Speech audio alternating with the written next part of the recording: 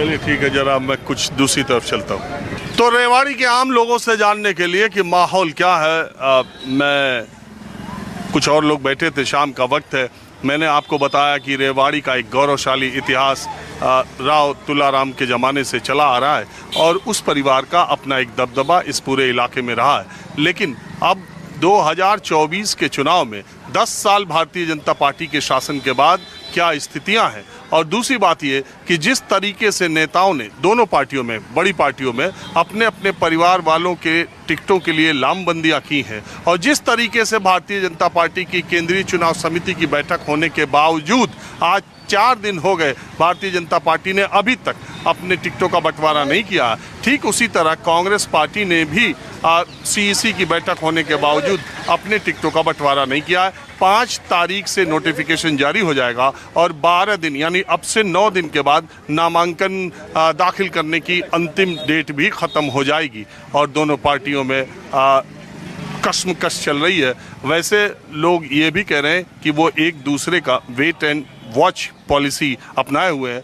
देखना ये चाहते हैं कि किस पार्टी में टिकट पहले बढ़ता है और उसके हिसाब से टिकटों का बंटवारा किया जाएगा। हरियाणा का चुनाव भारतीय जनता पार्टी और कांग्रेस के लिए लोकसभा चुनाव 2024 के बाद आमने सामने की सीधी टक्कर वाला चुनाव है। चर्चा ये भी है कि राहुल गांधी सूत्रों के मुताबिक आम आदमी पार्टी को 3-4 सीटों, भूपेंद्र सिंह हुड्डा चाहते हैं कि 3-4 सीटें के साथ गठबंधन अगर करना हो तो हो जाए। अभी बातचीत किस लेवल पर चली है अभी इसका कुछ अंदाज़ा नहीं है। बहरहाल तीसरी और चौथी शक्ति भी हरियाणा में भाग्य आजमा रही है।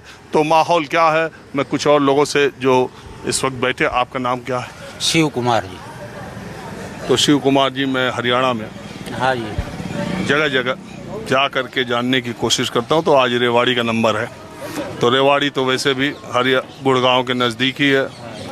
वैसे जब आप दिल्ली से जयपुर जाइए तो रेवाड़ी में जो मल्टी स्टोरीड बिल्डिंग बनती है और जो वहाँ फ्लैट कर रही है, इतनी फैक्ट्रियाँ। हाँ जी, तो इसमें क्या है जी, अब तीसरी बार बीजेपी आएगी सब। देखो जाट जाट बुढ़ेंगे, उधर चौटाला, जेजेपी, इनेलो, भूपेंद्र, कौन जीतेगा? ये जाट जाट क्या जाट उनकी वोटें बटेगी।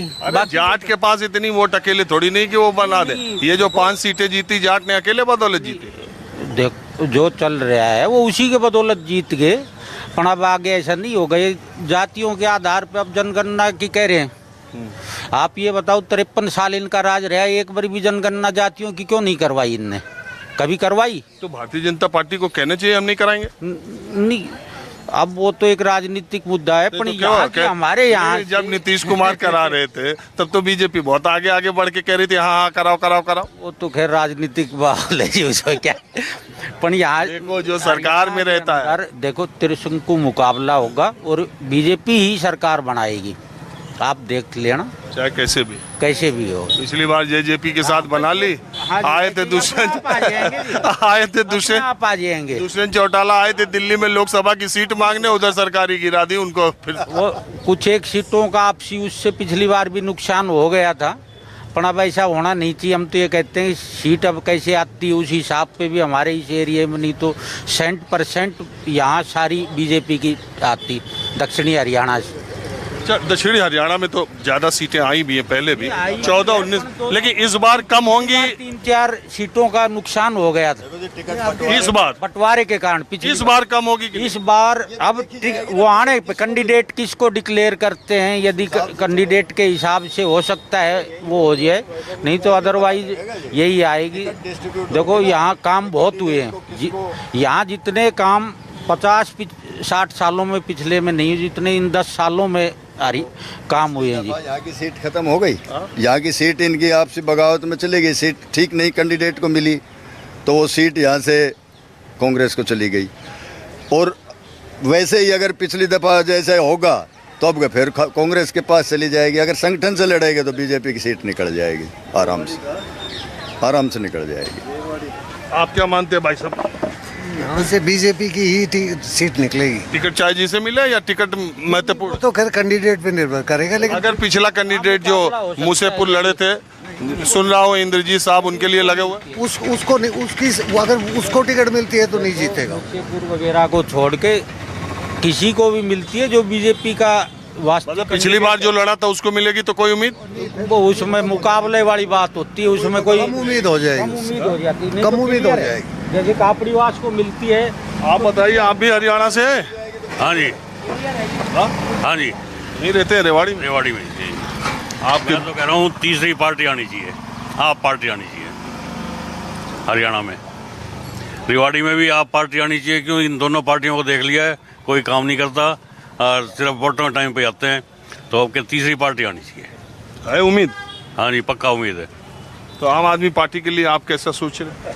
नहीं, आम आदमी पार्टी काम करेगी, उसमें ईमानदारी का है, पंजाब में देखा है, दिल्ली में देखा है, तो हरियाणा में भी होगा अगर ढंग से कोई आ गया अच्छा है पार्टी। और फ्री फ्री करे जाओ, देश को बर्बाद। ये क्या कह रहे हैं? फ्री में तो नेता खा रहे हैं ज़्यादा, तो हमसे राजनीति खा रहे हैं। नहीं, इनमें जो एमएलए एमपी हैं वो हमसे ज़्यादा खा रहे हैं। हमें अगर एक 5 किलो अनाज दे के कि हमें सोचते हुए हम फ्री में ले रहे हैं, तो ये कितना खा रहे हैं, ये देखो ना। अब एक बच्चे को आप 4 पाई पे लिखा दे, वहीं बैठाए खिलाए हाँ? जाओ, कभी भी जमीन पर नहीं चल पाएगा। तो 5 किलो राशन नहीं दे रहे मोदी जी? हाँ, तो वो 80 बैठा करोड़ लोगों को दे रहे हाँ, कहाँ? तो ये सारे उनको बेरोजगार जान पूछ के बना रहे हैं, अपाइज बना रहे हैं। मैं तो तो नहीं, बंद कर सिस्टम खत्म कर देना चाहिए। मोदी जी को बंद करना चाहिए कि नहीं? एक शिक्षा और एक चिकित्सा, 2 चीज फ्री कर दे, बाकी सारी चीज खत्म होनी चाहिए। मोदी जी 80 करोड़, लेकिन ये है कि आम आदमी पार्टी भी कह ही रहे हैं, पता नहीं 80 आदमियों को मिल रहा है कि नहीं मिल रहा है, ये भी नहीं पक्का पता। 80 करोड़ उनके कहने से क्या है, ये भी सर्वे होना चाहिए। ये आम आदमी पार्टी ये कह रहे हैं कि रेवड़ी बांट रही है खाली। नहीं, ये तो हर एक की अपनी अपनी सोच है, बाकी हम तो यही कहेंगे भाई नई पार्टी आनी चाहिए। ये हरियाणा में 2 ही में बट रहे हैं मामला। नहीं, अब क्या आप भी आ सकती है, आपका भी पूरा वो है, आपका भी पूरा जोर है, अभी आपका भी हिस्सा है, आपका भी हो हाँ, जाएगा। क्या बोल रहे हो? कांग्रेस का और आप पार्टी का गठबंधन की बातें चल रही है। हाँ, सुना मैंने भी है, और सूत्र है ना, सूत्र बता रहा था। हाँ, नहीं, सूत्र भी तो कई बार इधर उधर बता देते। हाँ, तो मतलब मैं बीजेपी का सपोर्टर हूँ, लेकिन आज के हालात को देखते हुए कांग्रेस स्पष्ट बहुमत ले जा सकती है। अरे आप बीजेपी के सपोर्टर हो कि भी? हाँ, बीजेपी का सपोर्टर हूँ मैं तो, लेकिन हवा जो है वो ये कह रही है कि कांग्रेस स्पष्ट बहुमत ले जाने के मोड़ पर खड़ी है। किस वजह से? एक तो सारे कर्मचारी नाराज, सारे जमींदार नाराज, अफसरशाही की पकड़ कम रही है इस पार्टी की, इसलिए वायदा अनेक कर दिया और धरती पे कम आया, इसलिए आम पब्लिक नाराज है। और ये टिकटों का बंटवारा आपके हिसाब से? टिकटों का बंटवारा अभी जो तंपजारी चल रही है, कोई खास नहीं, टिकटों के बंटवारे से फर्क कितना पड़े? देखो, ठीक ढंग से बंटवारा होया तो बीजेपी यहाँ से निकाल ले जाएगी, नहीं तो रह जाएगी जगह। इनका आपस में खिंचाताना ज़्यादा हो रही है बीजेपी बड़ों का। अच्छा, एक बात बताओ,